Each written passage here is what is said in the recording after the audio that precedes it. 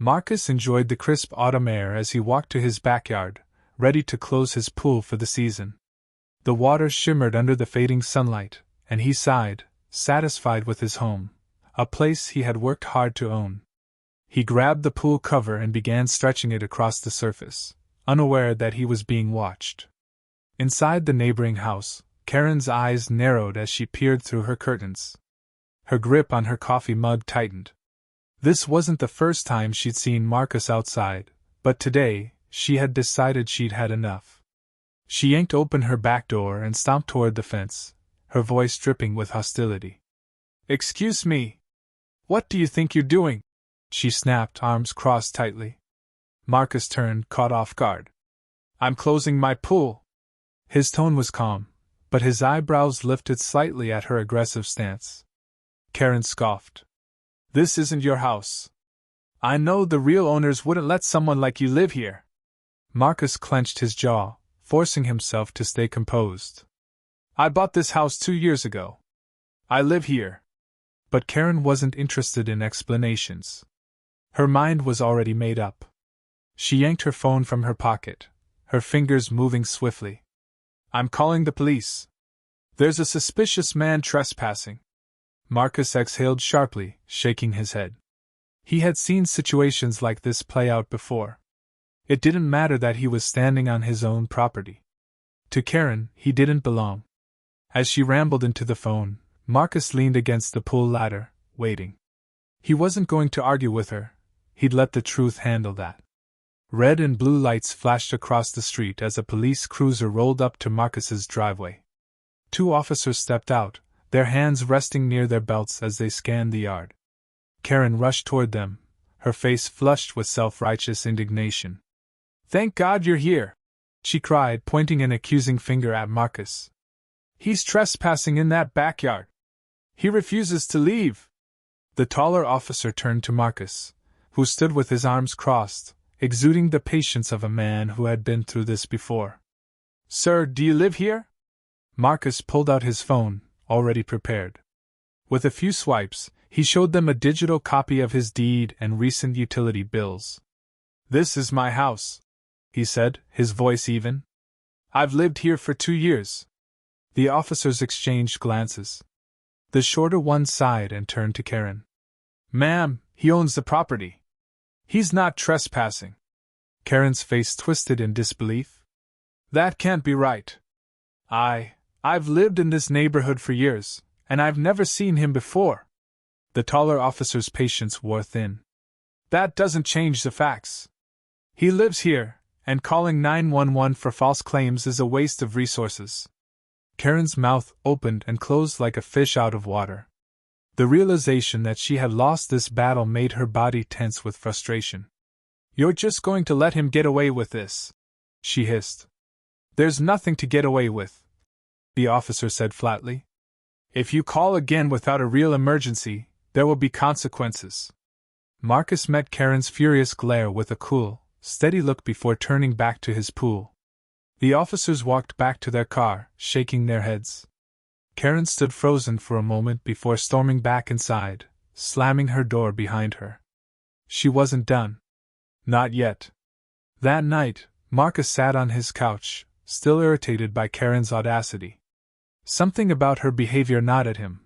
This wasn't just a case of a nosy neighbor. This was personal. He opened his laptop and started digging.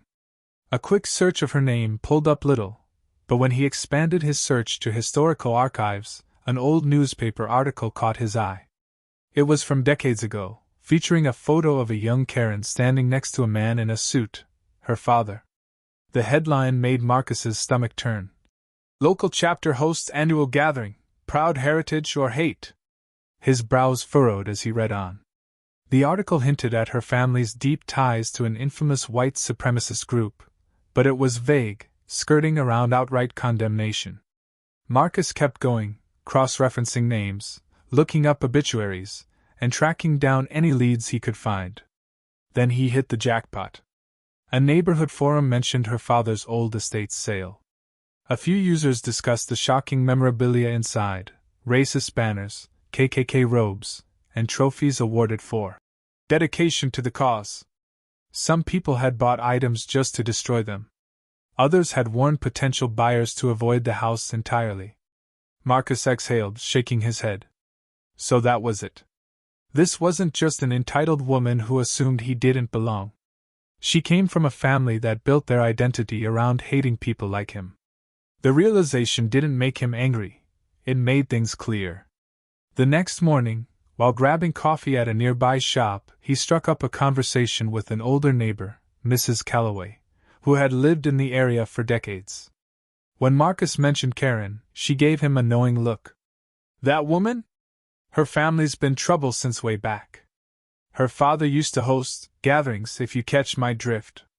She shook her head. When he passed, I thought things might change, but she clings to his beliefs like a lifeline. Marcus nodded, taking it all in. Karen wasn't just a racist busybody. She was someone whose entire identity was built around the idea that people like him didn't belong. And that made her dangerous. The next morning, Marcus barely had a chance to enjoy his coffee before he felt the weight of Karen's stare from across the fence. She stood in her backyard, arms crossed, eyes burning with resentment. You still haven't opened that pool, she said, voice sharp. Marcus glanced at her, unimpressed. It's closed for the season. What's it to you? Karen took a step closer, her expression twisted with frustration. I don't like the way it looks. It brings down the value of the neighborhood. Open it up. Marcus let out a short laugh.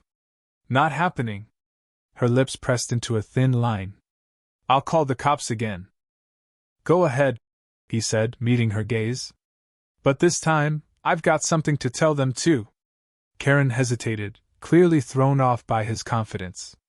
But she was too deep in her delusion to back down now. She pulled out her phone, dialing with a dramatic flourish. When the police arrived, Karen launched into her rehearsed story, voice shrill with indignation. He threatened me. I'm scared for my life. The officers turned to Marcus, who stood calmly, arms crossed. Actually, officers, I'd like to share something with you, he said, pulling out his phone. He had saved screenshots of the articles he found and even a few comments from people who had seen the inside of Karen's house. The officers scrolled through the evidence, their expressions shifting from neutral to something closer to disgust. Ma'am, one officer said, turning to Karen. Is this true? Karen's face went pale. That's my family's history. It has nothing to do with. It has everything to do with why you keep harassing me. Marcus cut in. You're targeting me because of who I am. And now you're lying to law enforcement to keep it going. Karen's hands shook as she tried to argue, but the officers weren't buying it. One of them let out a tired sigh. Making a false report is a serious offense, ma'am. You might want to think twice before calling us again. Karen's mouth opened, then shut. For the first time, she looked genuinely nervous. The officers turned back to Marcus, giving him a nod. Sorry to bother you again, sir. Let us know if she causes more trouble. As they walked away, Karen stood frozen, fists clenched at her sides. This wasn't over, not for her. But Marcus knew one thing for sure, she had finally been exposed. And she wasn't handling it well. The officers exchanged glances, their interest clearly piqued by Marcus's evidence. One of them, a tall man with a calm but firm demeanor, turned back to Karen. Ma'am, we need to talk about what's in your house. Karen's face twisted in outrage. Excuse me? We have reports and some photographic evidence that you might be in possession of racist paraphernalia. Given the nature of these calls and the history we're uncovering, we'd like to take a look inside your home. Karen's breathing became shallow, her body tense. This is my house. You have no right to ask me that. One of the officers raised an eyebrow. We can request a warrant if you refuse. That did it. Karen's face turned a deep shade of red, and she clenched her fists. I will not be interrogated in my own neighborhood. This is my town. My street. And I have worked too hard to keep it clean. That's enough. The officer interrupted. Are you refusing a search? Karen's hands shook with rage. Her eyes darted to Marcus, who stood a few feet away, arms crossed, completely unbothered. That sent her over the edge. You! She screeched, jabbing a finger at him. You did this! You're trying to ruin everything! You don't belong here! None of you do! The officers stiffened. One of them, a younger cop who had been silent until now, took a step forward. Ma'am, calm down! Karen wasn't listening. Her breathing was erratic, her eyes wild. Then, in a flash, she lunged. Her hand swung wildly at the officer in front of her, but he stepped back just in time. She lost her balance, stumbling forward. Ma'am, step back now! The taller officer commanded, reaching for his cuffs. But Karen wasn't finished. Fueled by rage and panic, she turned to bolt, only to crash directly into the second officer. She hit the ground with a hard thud, her breath knocked out of her. Before she could recover, strong hands were on her arms, locking them behind her back. All right, that's enough, one officer muttered as he snapped the cuffs on. Karen thrashed, her face contorted with fury. Get your hands off me! I am a respected homeowner. You're under arrest for assaulting an officer and filing false police reports, the cop said flatly. Marcus watched as they hauled her to her feet. She locked eyes with him, pure hatred burning in her gaze. But Marcus just smirked, shaking his head. Karen had spent all this time trying to get him removed. Now, she was the one being dragged away. Karen's arrest sent shockwaves through the neighborhood. By that evening, word had spread like wildfire. Neighbors whispered on their porches. Some shook their heads, muttering that they always knew she was trouble. Others weren't surprised in the slightest. But the real bombshell came when law enforcement obtained a warrant to search her home. The next day, news crews arrived, cameras rolling as officers carried out box after box of disturbing items, framed racist slogans, historical artifacts from white supremacist groups, and even a collection of old trophies commemorating her family's involvement in hate organizations. By sunset, Karen's carefully curated reputation was in shambles. Local news stations ran the story under headlines like, Racist woman arrested after harassing black homeowner, and Hidden hate, shocking discovery in local woman's home.